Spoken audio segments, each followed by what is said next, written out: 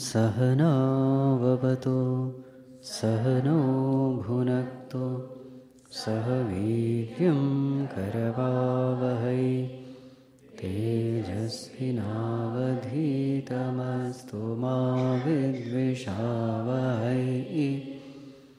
ॐ शान्ति शान्ति शान्ति।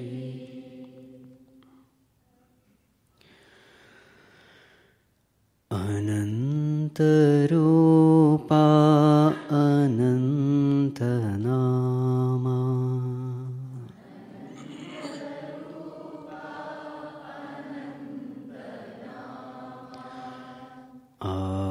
आदिमूला नारायण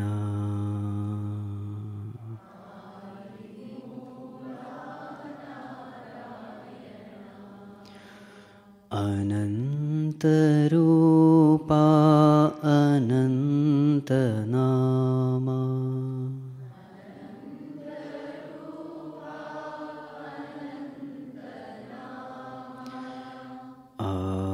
आदिमूला नारायण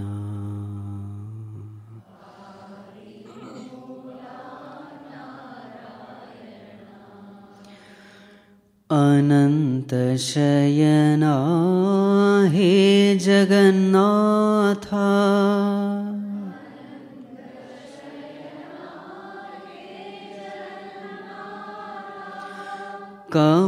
कमलनयना हे माधवा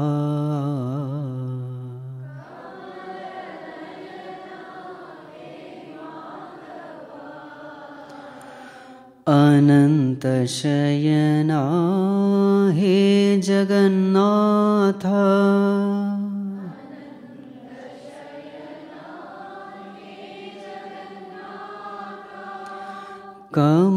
कमलनयना हे माधवा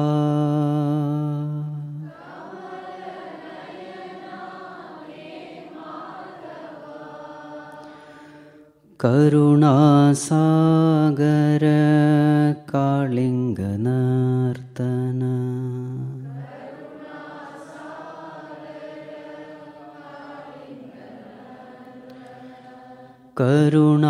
करुणासागर कालिङ्गनर्तन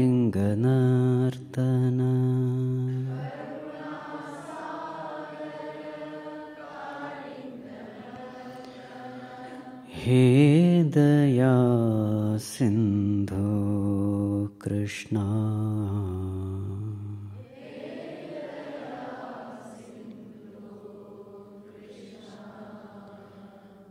हे दया सिन्धु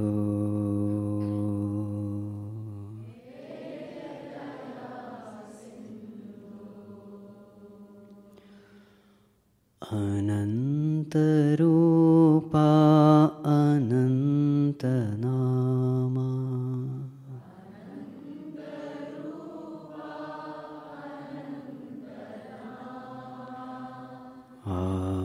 आदिमूला नारायण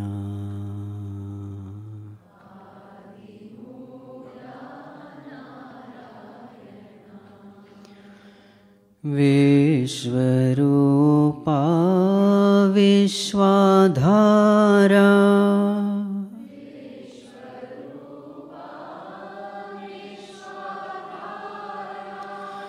विश्वेश्वर हे नारायण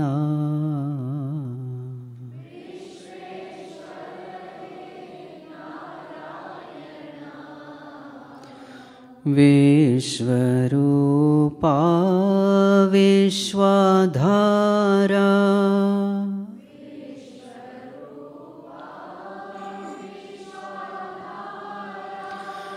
विश्वेश्वर हे नारायण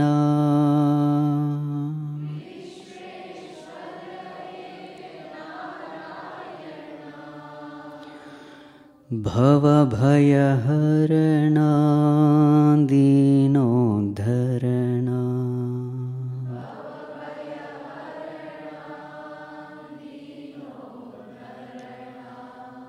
भवभयहरणा दीनोद्धरणा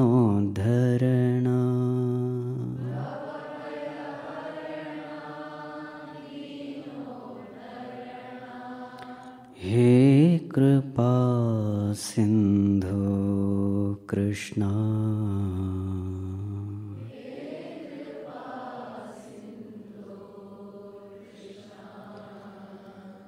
हे कृपा सिंधु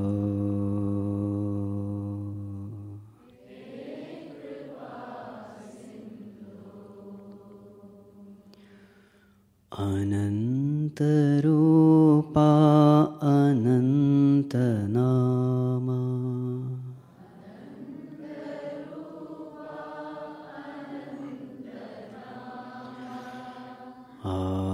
आदिमूला नारायण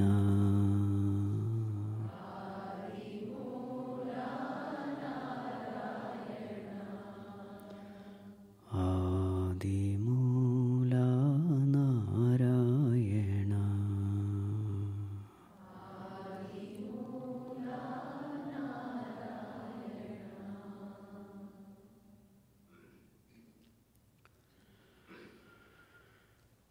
ॐ नमो नारायणाय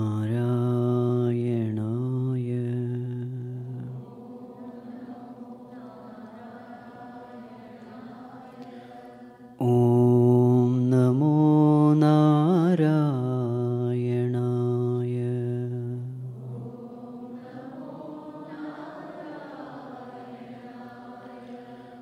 ॐ नमो नारायणाय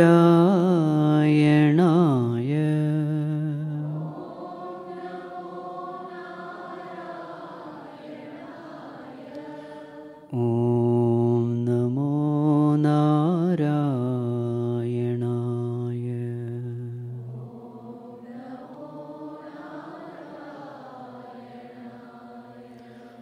ॐ नमो नारायणाय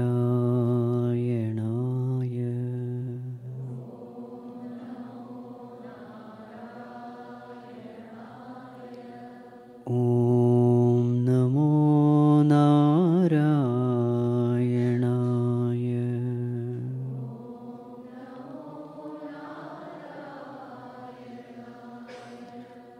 ॐ नमो नारायणाय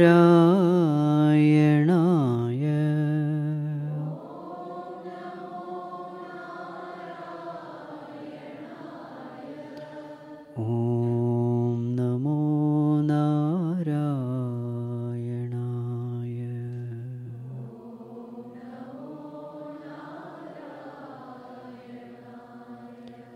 ॐ नमो नारायणाय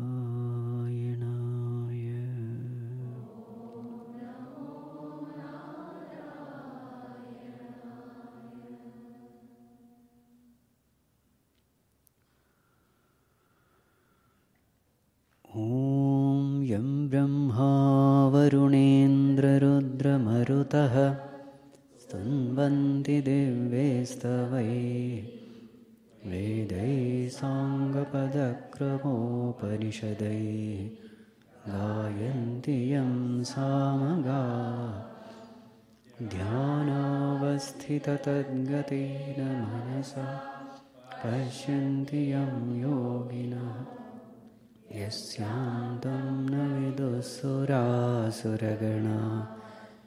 देवाय तस्मै नमः देवाय तस्मै नमः।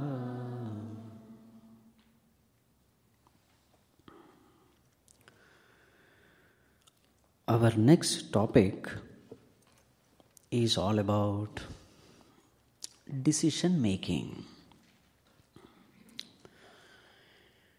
What are the aspects we have to take into consideration while making any decision in life? So the first aspect is decision making based on what is right and what is wrong. Many times we take decision based on likes and dislikes. So all of us, we have these two faculties in us. The faculty called intellect and the faculty called mind. Intellect is that faculty which decides based on what is right and what is wrong. Mind is that faculty which decides based on what I like and what I dislike. So the intellect says, this is right, let us do it. This is wrong, let us not do it. What will the mind say? This I like, let us do it. This I don't like, let us not do it. So whom should we listen? Intellect or mind? Intellect. So in the language of Kathopanishad, the intellect shows the path of Shreyas, mind shows the path of Preyas. Intellect shows the path of good, and the mind shows the path of pleasant. So always take decision based on the wise guidance of the intellect, not the temptations offered by the mind. Choice is ours, whether to follow the path of Shreyas or Preyas. And you will always find, whomever you listen to, that particular faculty starts becoming stronger and stronger in you. If you are constantly listening to your intellect, intellect becomes stronger, mind becomes weaker. If you constantly listen to your mind, what will happen? Mind becomes stronger, intellect becomes weaker. So this is a tapas, it's an austerity. Always following the wise guidance of the intellect.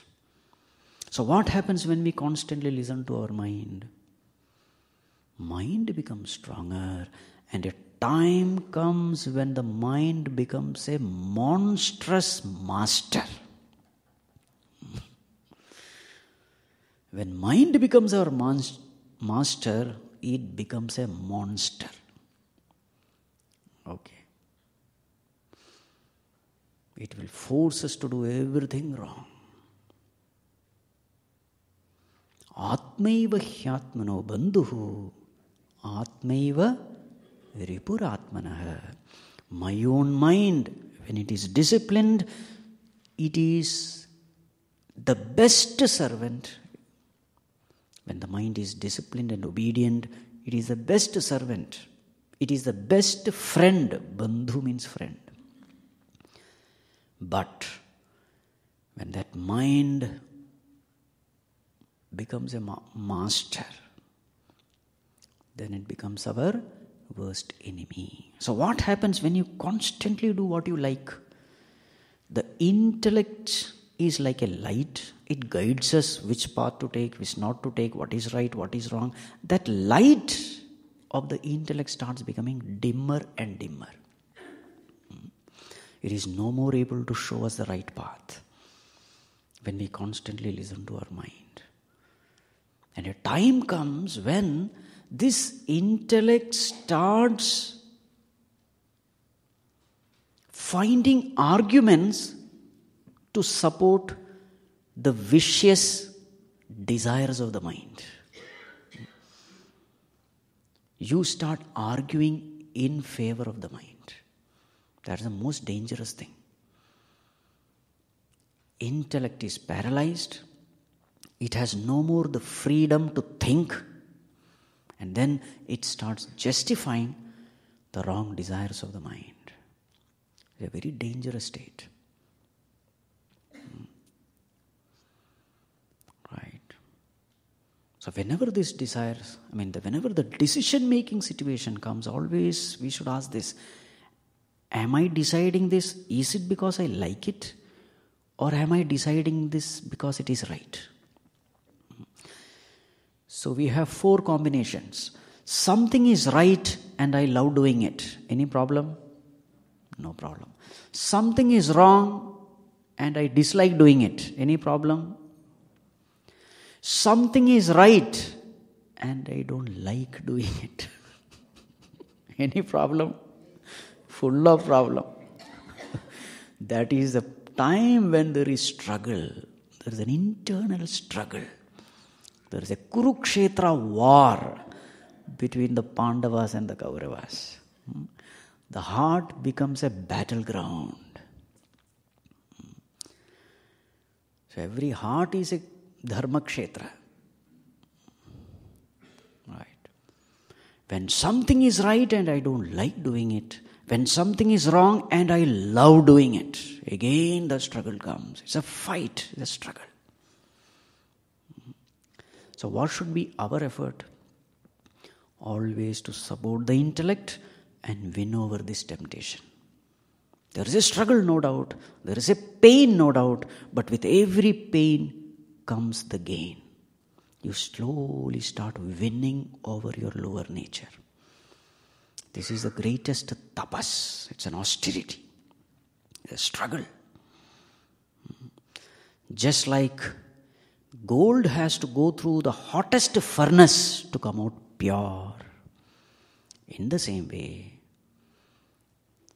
we have to go through this struggle in order to purify the mind. Remember, this pure mind alone is attracted towards God, attracted towards spirituality, attracted towards liberation.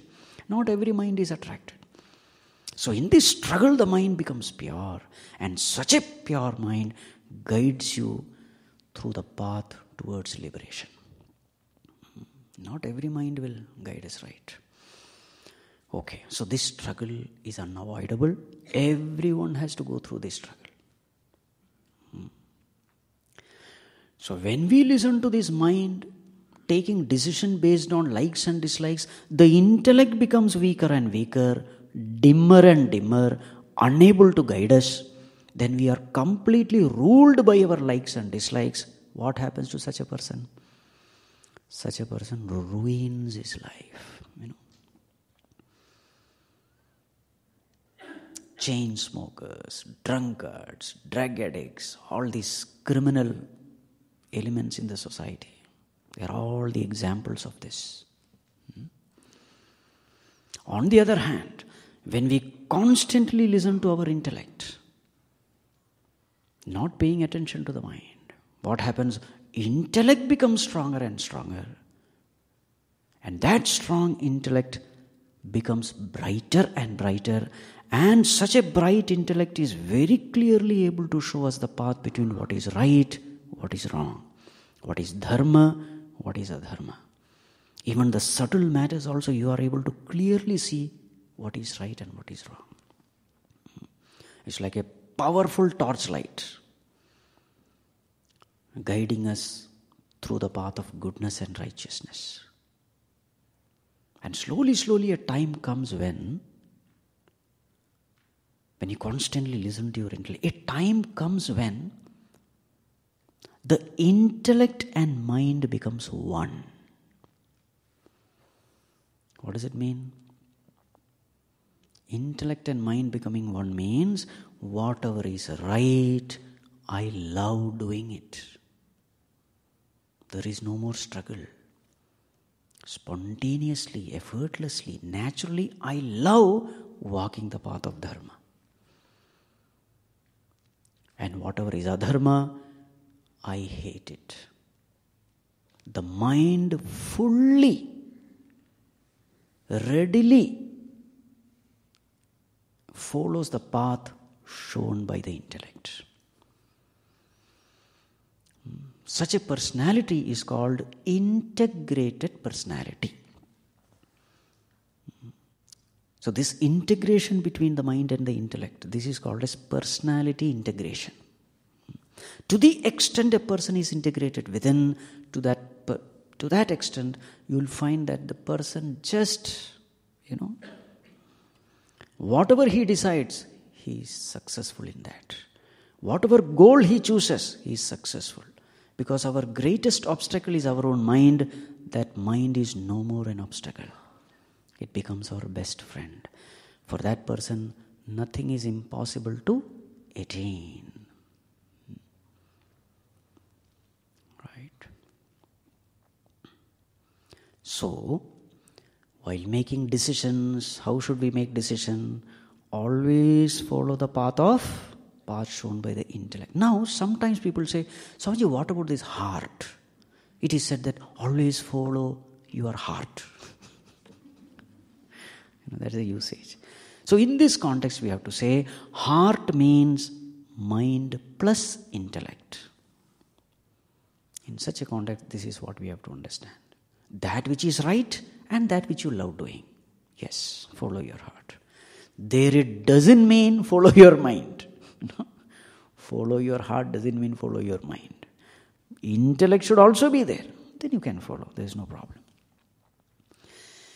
So, in decision making, the first thing, always listen to your intellect and not mind. So, in the morning class, we were discussing about this. How this likes and dislikes paralyzes the intellect. When we are extremely attached to something, we are forced to take decision in favor of that thing. So there's a beautiful quote by Puja Gurudev. Where love is thick, fault becomes thin. And where love is thin, fault becomes thick. So you'll always find this. If I'm attached to someone, I will see only the good things of that person. My mind refuses to see the defects in that person. And if I hate a person, I see only the negativity in that person. My mind refuses to see the goodness in that person. Where love becomes thick, fault becomes thin. So then what happens? This decision making gets hampered there. So we have to be very careful about this aspect. We tend to be partial towards our near and dear ones. In Chinmaya Mission, we generally see this, especially during Bala Vihar, Gita chanting competition. Here I don't know. I will tell you the story, what happens there. So here the child is chanting and the mother is singing, full of love and affection. And she sees that her child has not got the prize. She comes to fight with the judges. My child chanted so well. How dare you don't give prize to my child? Right. So one lady came running. So there we had already told the judges, see, when you are giving marks, you should also write what are the mistakes committed by this child. Alpa prana is not there. Mahaprana is not there. There is a forgetfulness. All these have to be written. So that when somebody comes with a complaint, you have the list. See, this places, your child has chanted wrong. What I am trying to say is this. We tend to take we tend to be partial towards our near and dear ones. A lot of problems have been created because of this. Intellect literally becomes paralyzed in front of our own near and dear ones. This is the dosha of raga. Right? You just observe when the drama is going on, children are performing, and this child is there in a corner. He is a guard. King, queen, minister, they are doing so many things in the central stage. This child is a guard in a corner doing nothing, chasing away flies, maybe with one spear in hand. This mother of this child, who will capture the center place of this mobile. She is recording the video. She is not even aware of what is happening in the center stage. In the center stage of her mobile will be this guard looking here. Isn't it? This mother is not interested in what is happening there. My child. Right? So, this is what happens. Very many times, the most insignificant things becomes very important for us because somebody of mine is there. Very important thing is happening somewhere. I don't care about it. Right? I miss the bigger picture and get trapped in the some insignificant happening. Right? And such a person, when he takes a decision, will it be a perfect decision? It will be a faulty decisions. So we have to be very careful about the workings of the mind. So this is number one. Decision making based on right and wrong, not based on likes and dislikes. Point number two. Decision making based on the roles we play in the society. We all have various kinds of roles. In the family, we are a family person. In the professional front, we are a professional. So there are various roles we play in the society, depending upon where we are. So in such situation, how the decision should be taken?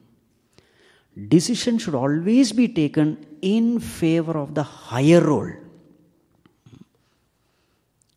An example will make it clear. So here is this mother who is a teacher in the school. She is correcting, say, here I don't know, it's a 10th grade paper. And as she is correcting, she gets the paper of her son. By the handwriting, she could make out that it is my son's paper. Now, there, should she correct the paper as a teacher or as a mother? As a mother, she wants to see her son scoring very high. Correct? But as a teacher, she is supposed to be impartial. So which role she should take in that context? The role of a teacher or a role of a mother? A role of a teacher. So decision making should always be in favor of the higher role you play in the society. Right. This is exactly the problem faced by Arjuna also in the battlefield. He analyzed the situation as a family man, not as an army man. Now, which role is bigger? The army role is bigger or the family role is bigger? Army role is bigger. This was what happened. Oh, this is my guru. Oh, this is my near and dear one. Oh, this is my grandfather. Totally confused. You will take only wrong decisions when you are stuck up in the lower role.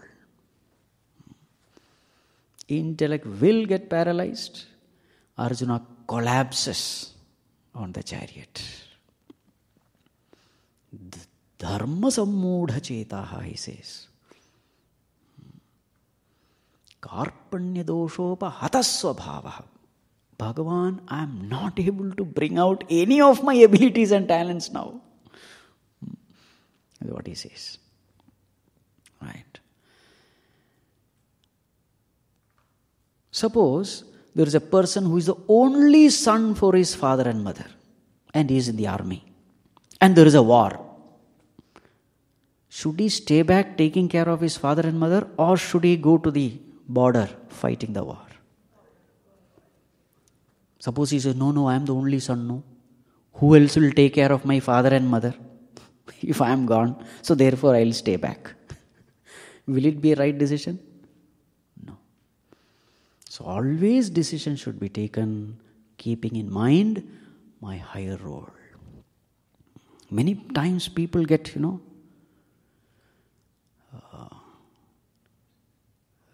the lower role becomes so important that I forget my higher role.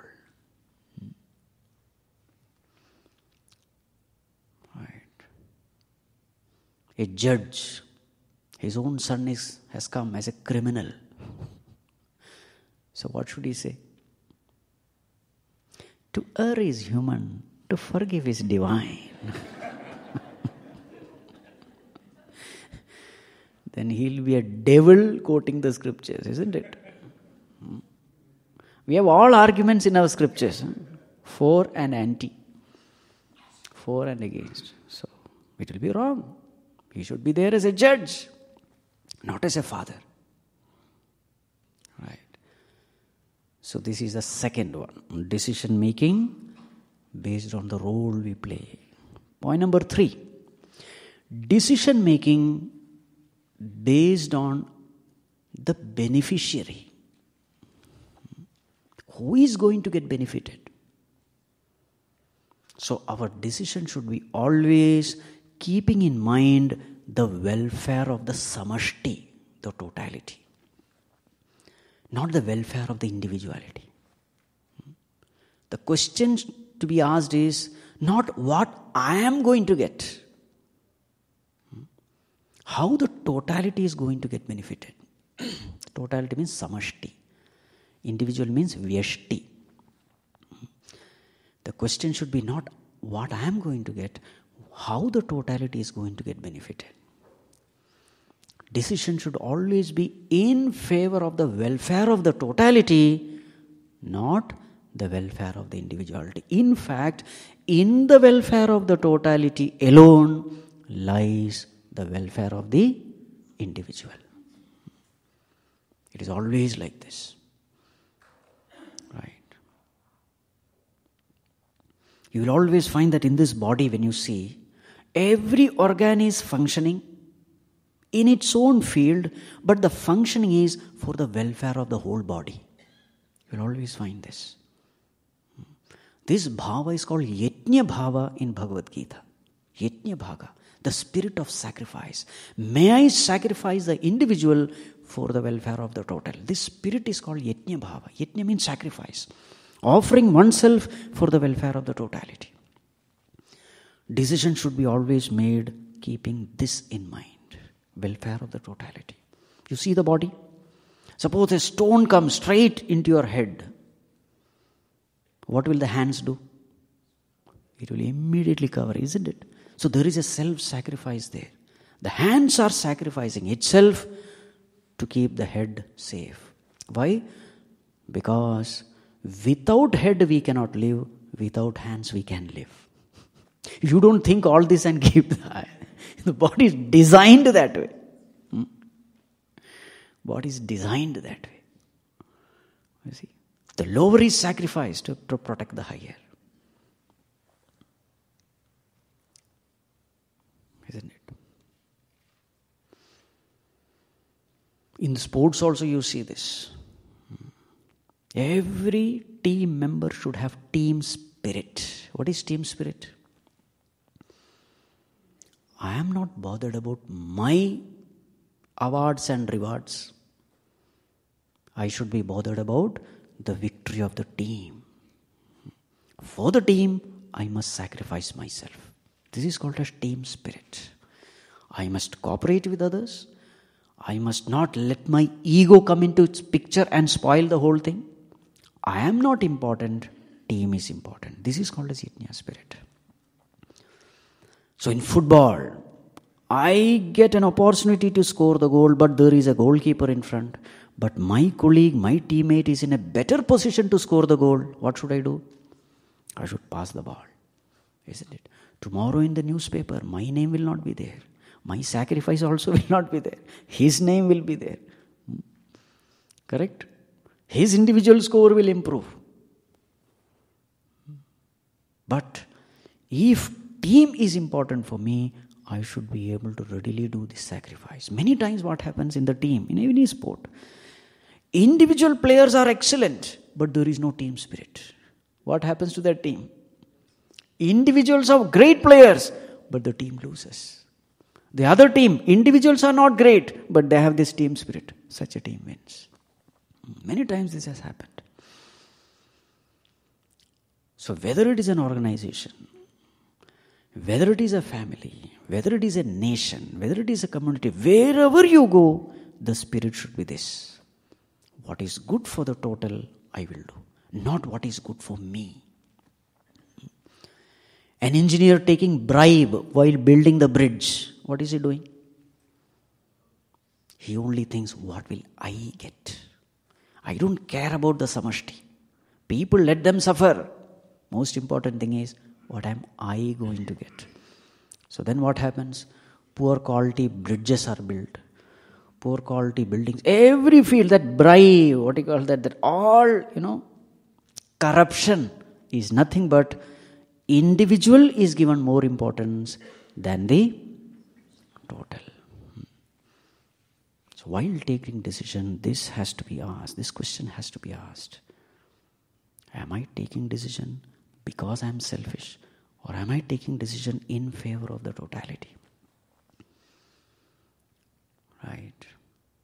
So this is decision making, keeping in mind the beneficiary.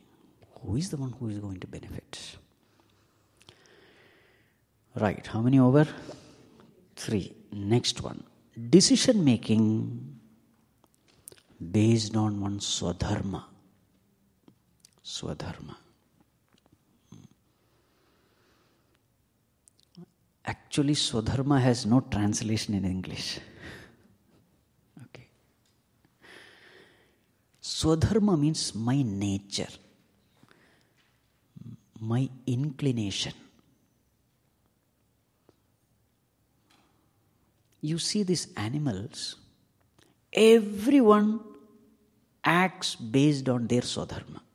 And therefore they are all comfortable. There is no confusion for them. A monkey is always on the tree because climbing the tree is its swadharma. A bird flies because flying is its swadharma. A deer, it runs on the ground. Running on the ground is its swadharma. A fish is always underwater. Swimming underwater is the swadharma of a fish. An earthworm, it is under the earth, below the mud. Everybody is happy wherever the Lord has placed them. Yes or no? The only person who is unhappy is the so-called intelligent human being. Isn't it? Why is it so? We don't know what our swadharma is. Why we don't know our swadharma? Many times you are influenced by so many other factors. And we have been given a lot of freedom also. Freedom is given. And with this freedom, we make the wrong choice and make our life miserable. Many times we choose our profession based on how much money I can earn. That becomes a factor and we are lost. Or sometimes we look for the majority. Oh, majority of the people are taking this profession, so I will also take. But is it your swadharma? That I don't know. Our decisions are influenced by this majority. Or influence is decision by, the decisions are influenced by so many factors. Sometimes there is peer pressure. This confusion especially happens, that teenager stage, when we don't know which profession we should choose. That's when the whole point comes. Oh, my friends are taking this profession, so therefore I will also take. Right. Oh, at present this particular field has got a lot of demand, so therefore I take this. But have you asked what your swadharma is? There is a natural inclination in you.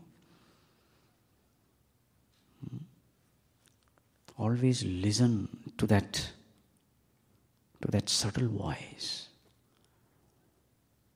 So how to decide our swadharma? I must know what my inclinations are. What is that towards which I am naturally attracted to? What am I interested in? Even if I am not paid, will I be interested in this subject? Even if difficulties come, will I still continue to be interested in it? Even if I am ignored, no recognition, even then will I take this field? If there is some such field which I love doing, then understand that is my Swadharma.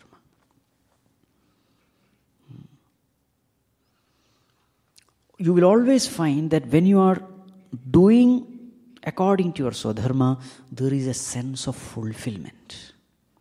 This is the proof that you are doing your Swadharma. You love doing it. And there is a sense of fulfillment. Yes, I did what I'm doing what I'm supposed to do. This fulfillment is always there.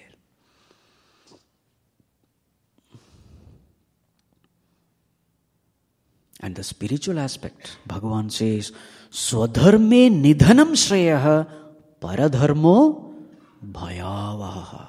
Doing paradharma is very dangerous, Bhagavan says. What is the danger aspect? So in language of Puja Gurudev, when we are doing paradharma, the existing vasanas are not exhausted and new vasanas are created. This is the danger. We have all come to this world for what? To exhaust the vasanas. Correct? So when I do paradharma, what happens? The existing vasanas are not exhausted. Instead, I create new vasanas.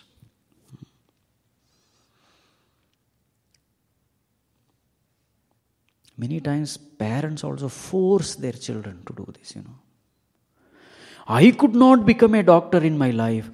You should fulfill my desire. And the poor son, he has interest in some music or something. You must become a doctor. In our family, there is no doctor. And you have got good marks also. Why don't you become a doctor? So that I can tell others, see, my son is a doctor. And this fellow is forced into that profession. Now what happens? Misery, oh misery. The others are studying well. This fellow is not able to study well. He is not enjoying the classes.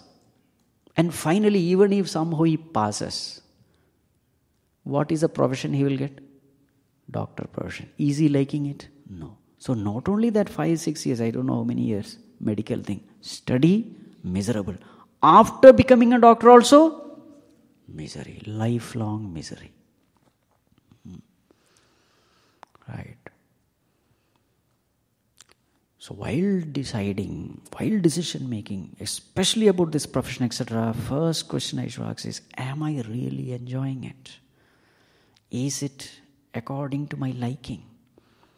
I may be a wonderful fish, but if that fish is put on the top of a tree, what will it do? Miserable. Excellent monkey put underwater. Right? So we should know where we belong. Right? So this is decision making based on Swadharma. Now the next one, decision making based on the moods of the mind. Very important. What are the 3 moods of the mind? Tamasic, Rajasic and Sattvic. These are the 3 moods. 14th chapter in detail discusses this. Tamasic mood is a dull mood. I have no interest in doing anything. There is a tamasic mood. Sleepy mood, dull mood, full of laziness. No interest in anything. That is tamasic mood. Rajasic mood, full of agitation, full of action, extrovertedness. Rajas, Sattvic mood, peace, tranquility. Sattvic, Rajasic, Tamasic. So when we take decision, in which mood should we take decision? Always in Sattvic mode. Mind is the same, but it has 3 moods. And you will find that in Tamasic mood you take one decision. In Rajasic mood, for the same situation, you take another decision. And when the mind is Sattvic mood, you take totally different decision for the same situation. You have to be very, very careful. So important decisions never take when the mind is in Rajasic or Tamasic mood. Never. Wait. Just wait. Next day, in the prayerful mode, after your meditation, etc., when the mind is peaceful, bring that issue which you are struggling with. In that Sattvic mood, whatever the mind says, strictly obey it. Then you will be, throughout your life, you will be safe. Never take decisions in the Rajasic mode. Otherwise, what will happen? Act in haste, repent in leisure. I don't know how I spoke those words. I don't know how I did it. Oh, I shouldn't have done that. I shouldn't have spoken this way. Regret will be the result. Right? That is why Bhagavan says, Nitya Sattvasto Bhava. What is our greatest responsibility? Throughout the day, keep the mind in Sattva. Nitya Sattvasto Bhava. Because as long as you are in Sattvic state, you are at your best when the mind is in Sattva. Your efficiency is at the best, or the highest when your mind is in Sattva.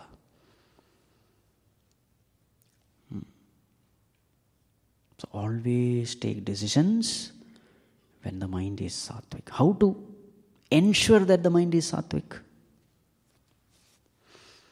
So that is why we have all the spiritual practices. Japa, puja, meditation, study of the scriptures. All these spiritual activities ensure that the mind is always in Sattva. All these things the modern generation is not even aware of. You see? In our Gurukulas, etc., the first 5-10 minutes they used to sit and pray before the study starts. What is a modern educational institution doing? First itself they start the teaching. There is not. If you want to cut a tree with the axe, what is the first thing you do? Sharpen it. Isn't it? In every field we do this. Prepare the instrument, then apply the instrument. Right? So see, whatever the prayers we chant in the beginning, why is it? It is for preparing the mind. Mind is the most important instrument in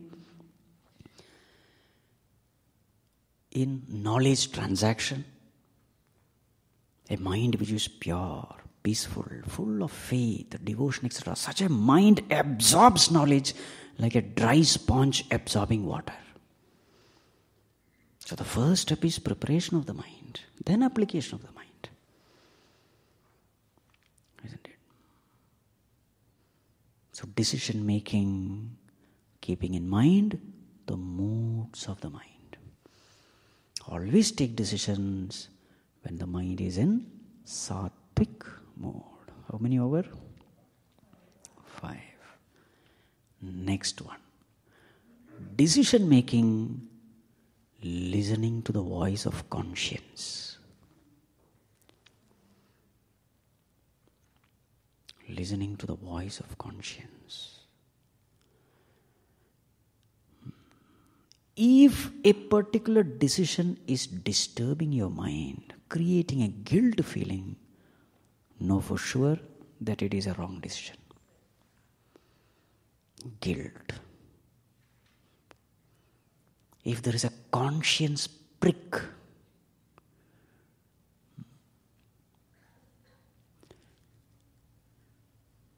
don't do it. If there is a conscience prick, don't do it. Every such guilt feeling, that disturbance, that agitation is an indication that the Lord is not happy with us in that decision.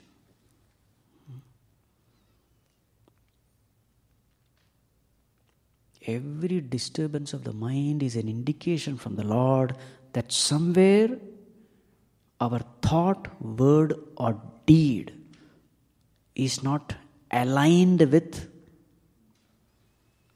the harmony of creation. Pain, disturbance, agitation, it is a sign of disharmony. Peace is a sign of harmony. That's why we are comfortable when we are peaceful.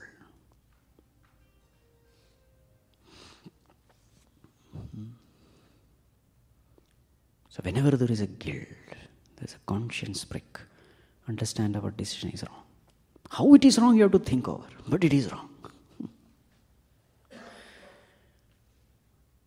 Right.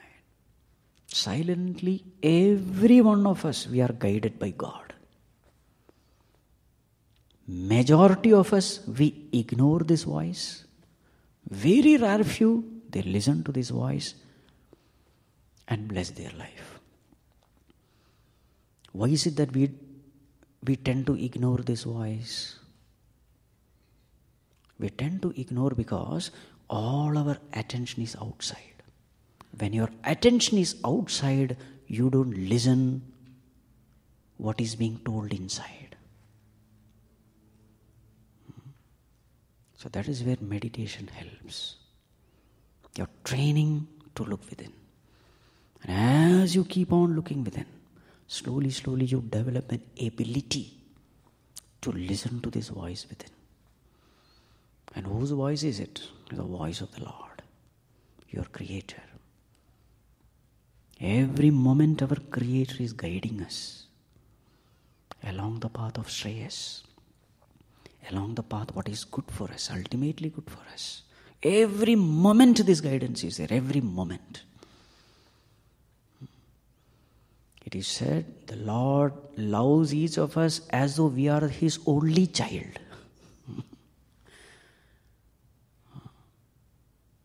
So how a parent is concerned about his only child, in the same way the Lord is concerned about each and every one of us.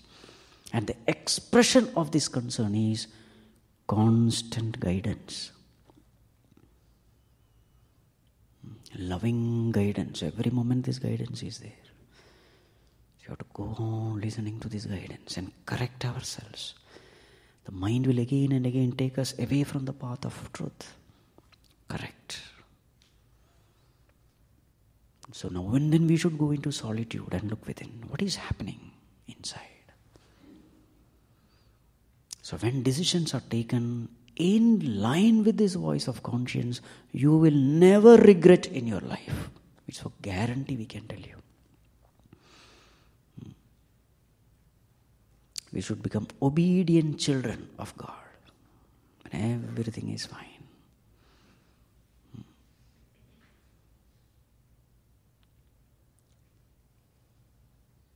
So this is decision making based on this voice of conscience. See, every topic is, you can write volumes on it. Okay.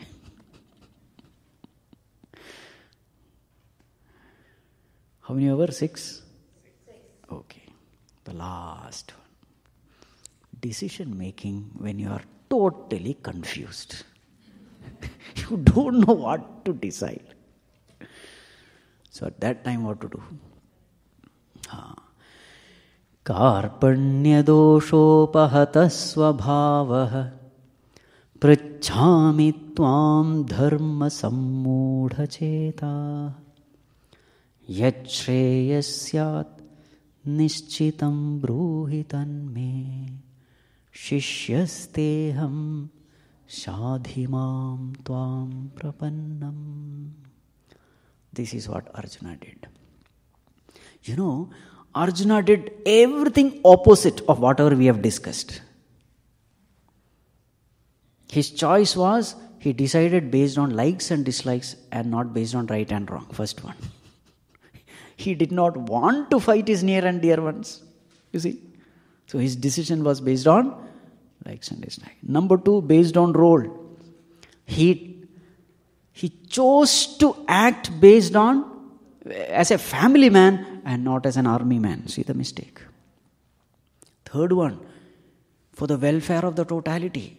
He totally forgot the welfare of the totality. He is now only seeing his own family. He forgot his dharma, duty, as a kshatriya. See, so he did everything opposite. And finally, of course, mood of the mind also, totally disturbed, agitated, rajasic. Totally disturbed. And now he surrenders unto Bhagavan. Bhagavan, I am totally confused. So this is exactly what we are also supposed to do. When we are totally confused, we don't know what to do. What should we do? Surrender unto Bhagavan. Sarvadharman parityajya mam ekam sharanam praja aham tva sarva papebhyo moksheshyami ma shucha. Surrender unto Bhagavan, please guide me. I don't know what to do. I need your guidance. I am your helpless child. Save me. Trahimam, bahimam. I have reached my limits.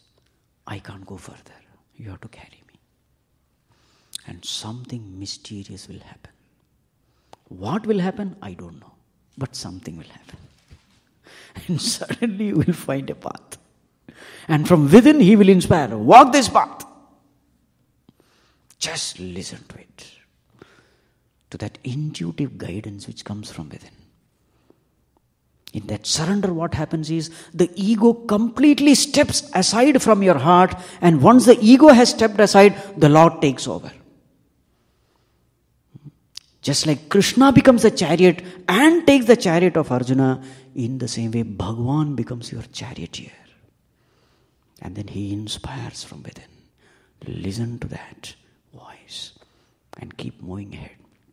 With total faith, total trust in that divine voice. You will be safe. There's a beautiful story I heard. So here was this person climbing the mountain, and it was getting dark, it was getting cold, and he was climbing. He was not seeing anything. And suddenly he slips and he falls.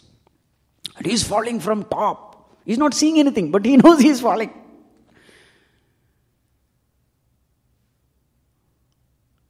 And then, as he was falling, there was one branch or something.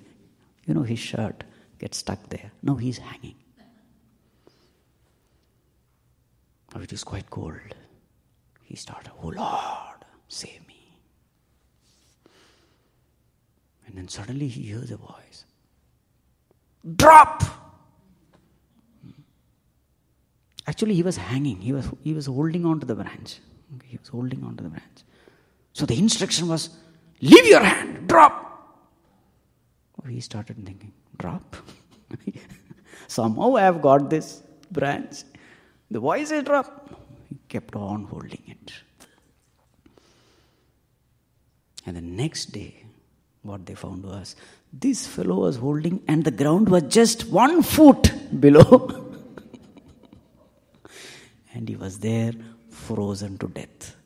Villagers got his body, they are only frozen. The story is beautiful. You have to take a leap of faith. You are not seeing anything. But the voice within is saying, "Go." Just go. So this is the last one. How to take decisions? Surrender unto him. Listen to his guidance. There are so many such miracle stories. So many stories.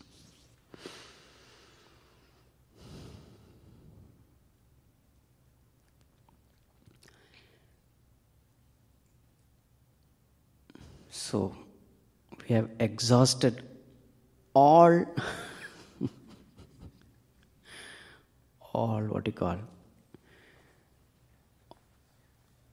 all possibilities of decision making. Maybe some more are there, I don't know. These are the things which came to my mind. So even the most helpless situation also, there is a choice. And that's the best choice, ultimate choice, the choice of surrender. Throughout Bhagavad Gita, you will find this surrender emphasized. Right.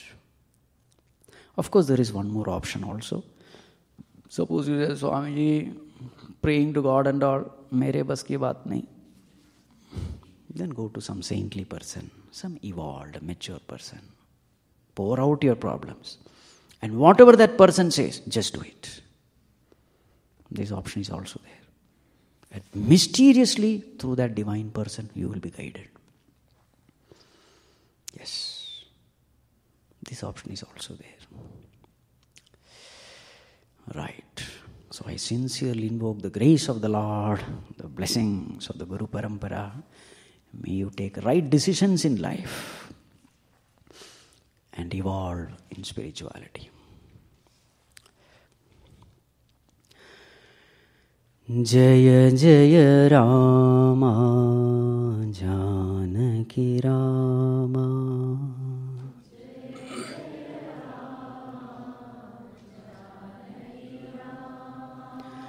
Raghukula Bhushana Raja Rama Raghukula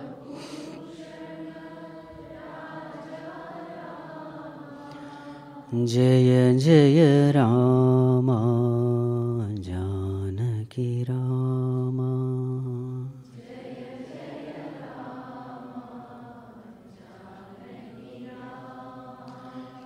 Tapasaranjana Taraka Nama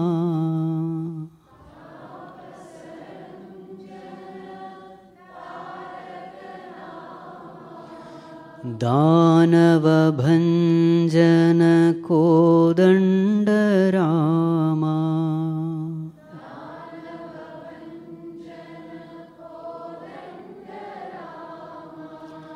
Jaya Jaya Rama Janaki Rama Jaya Jaya Rama Janaki Rama Shri Rama Jaya Rama Jaya Jaya Rama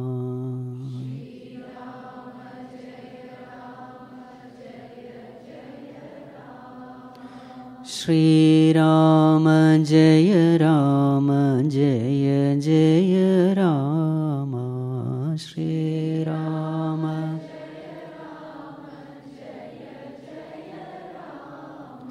Shri Rama Jaya Rama Jaya Jaya Rama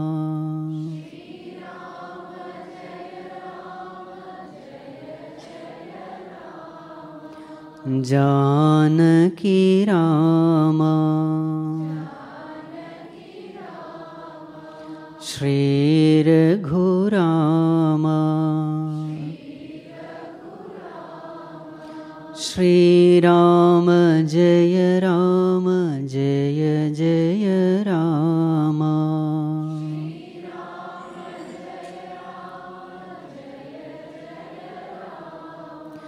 Shri Rama Jaya Rama Jaya Jaya Rama Shri Rama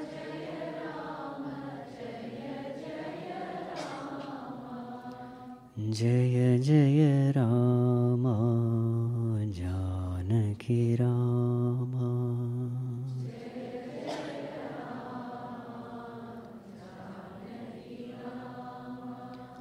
Janaki Rama